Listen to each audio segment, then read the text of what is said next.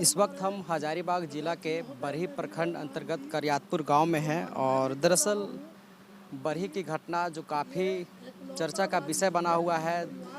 एक भीड़ के तरफ से एक युवक की निर्मम तरीके से हत्या कर दी जाती है और कहीं न कहीं यह मामला अब धीरे धीरे बढ़ता जा रहा है। प्रशासन ने भी अपने स्तर से कहा है कि हमने कार्रवाई किया है, लेकिन अभी हमारे साथ कांग्रेस और झामुमो की जो सरकार है और हजारीबाग जिला के कांग्रेस के अध्यक्ष अवधेश सिंह जी है। सबसे पहले तो आप इस पीड़ित परिवार से मिलने आए हैं, क्या कुछ आपने देखा और क्या कुछ रहेगा आपका? सबसे बड़ी चीज़ है कि हमने कहा ना है, घटना का जितना निंदा करेंगे वो तो कम है, उसको हम कहीं उसका तुलना ही नहीं है। ये इस तरह का घटना पूरे भारतवर्ष में लगता है एका दो घटना हो जाता है, इस तरह घटना नहीं होती है। लेकिन ऐसी घटना को मैं जितना हो सके निंदा करूंगा।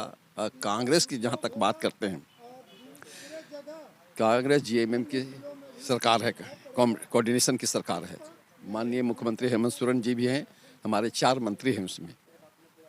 मैं अपने तरफ से जिला के अध्यक्ष होने के नाते मैं प्रशासन से सबसे पहले मैं प्रशासन हजारीबाग के एसपी डीसी से बात करके इसमें जो गिरफ्तारी नहीं हुआ है या कार्रवाई नहीं हो रहा है उस पर हम कहेंगे कि जितना जल्दी हो सके जो अक्यूज्ड धराए हैं, उसके बाद भी जो बचे हुए हैं उनका जितने जल्दी हो सके उनका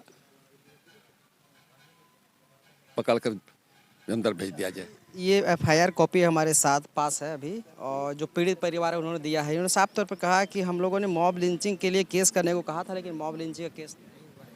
अच्छा, मॉब लिंचिंग का केस का सिस्टम क्या है ये हम नहीं जानते हैं, लेकिन एक पॉलिटिकल पार्टी के नाते सुनिए नहीं बता स्पेशली मॉब लिंचिंग पे कानून लाया जिसपे विपक्ष पूरी तरह से आपको घेरने में हाँ, तो कानून बना हुआ है। यदि मॉब लिंचिंग का केस बनता है तो उसको बनाया जाएगा, और यदि नहीं बनता होगा तो नहीं होगा। लेकिन मैं कहूँगा कि मॉब लिंचिंग जहाँ मास आता है, जहाँ एक अकेला आदमी को यदि कोई मारता है और 100-200 आदमी जहाँ रहते हैं वहाँ मॉब लिंचिंग का केस बनता है।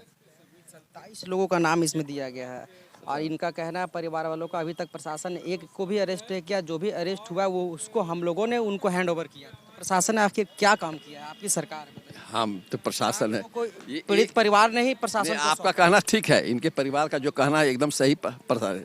लेकिन जब घटना घट जाती है ना तो उस माहौल के हिसाब से काम किया जाता है। प्रशासन सोचता है कि हम पहले सब माहौल को शांत करें, उसके बाद हम कार्रवाई करें। अब धीरे धीरे माहौल शांत हुआ है। कहीं भी यदि कहीं भी घुसा होगा प्रशासन उसको निकाल कर रखेगा और उसको अरेस्टिंग होगी। तो एक भी अरेस्टिंग अगर देखा जाए प्रशासन की तरफ से अपने तरफ से नहीं किया गया। जो पीड़ित परिवार का है, इनका कहना है कि हम लोग जो सौंप दिए हैं। हाँ। अच्छा ठीक है, उसमें उस पर भी हम चर्चा करेंगे। अभी हम प्रशासन से जाकर तुरंत बात करेंगे। अभी यहाँ तत्काल जो डीएसपी हैं उनसे बात करूँगा, चाहे अनुमंडल पदाधिकारी हैं उनसे मैं बात करूँगा, यहाँ का जो थानेदार हैं उनसे मैं बात करूँगा। अभी मिल के बात करूँगा और मैं हजारीबाग लौटने के बाद में हम एसपी साहब के पास जाएंगे और उनको कर देने से इस समस्या का समाधान हो। वो ऐसा बात है, नेट क्यों बंद किया जाता है? आप लोग मीडिया के लोग हैं, इसमें दुष्प्रचार भी होता है मेरा भाई।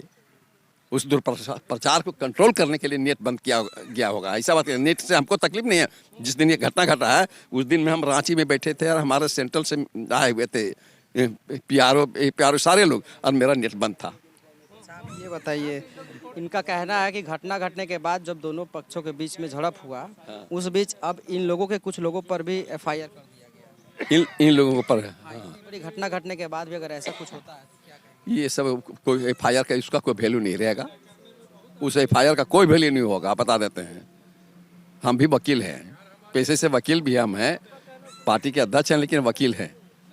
इतना मैं बताना चाहता हूँ कि सरकार स्पॉट पे गए घटना घटा नहीं, हम तो बोले नहीं, हम बाहर थे। बाहर के बाद हम आज आए किए हैं, इसलिए सबसे पहले आपके यहाँ आए हैं, उसके बाद फिर हमको जहाँ जाना होगा जाएंगे। पे जाइएगा। स्पॉट कहाँ है इस वजह? परिवार बताएंगे ना जहाँ पे घटना घटा है दुलमा, उनका कहाँ मकान कहाँ था उनको? ये लोग बताएंगे। यही तो जाना चाहिए, सरकार है तो आपका ही। सरकार का इस मामले को लेकर के रांची में कल भाजपा ने पुतला दहन कर दिया। अरे हमको क्या, हम आपको बता देते हैं, पुतला जैसे घर इनका यहाँ है कि घटना दूसरी जगह हुआ है। आवेदन में साफ साफ लिखा गया है कि सरस्वती पूजा के प्रोसेसर में शामिल होने जा रहा था युवक। उसके बाद ये जो आवेदन में लिखा गया उसमें बताया गया है कि एक भीड़ जिसका नेतृत्व मुखिया के प्रतिनिधि कर रहे थे, अच्छा, उस जिसमें महिला भी शामिल थी, उन लोगों के द्वारा डायरेक्ट इस पे हमला किया गया, जिसमें महिला निर्मम लोग के साथ तरीके भी से, थी। हाँ, ये आवेदन में साफ साफ इन्होंने जिक्र किया है, जो आवेदन दिया है। मीडिया के बंधु हैं आप, हमसे ज़्यादा आप यहाँ लोकल होंगे तो आप हमसे ज़्यादा जानते होंगे। फर्ज है कि इसको न्याय दिलाने का। हम आपको बोलते हैं, दावा के साथ बोलते हैं कि जो हमसे शक्ति है, मेरा हर शक्ति इनके परिवार के लिए लगेगा और मैं कहता हूँ वो मिलेगा।